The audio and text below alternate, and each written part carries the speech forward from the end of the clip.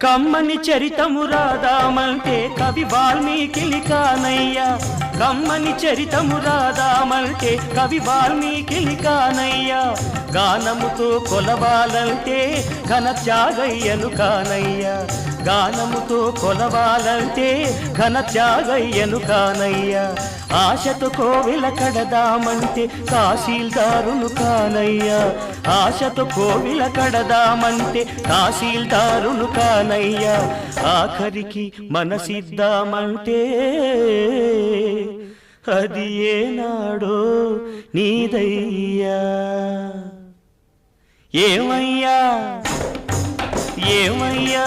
ఓ రామయ్యా ఎలా సేవించాలయ్యా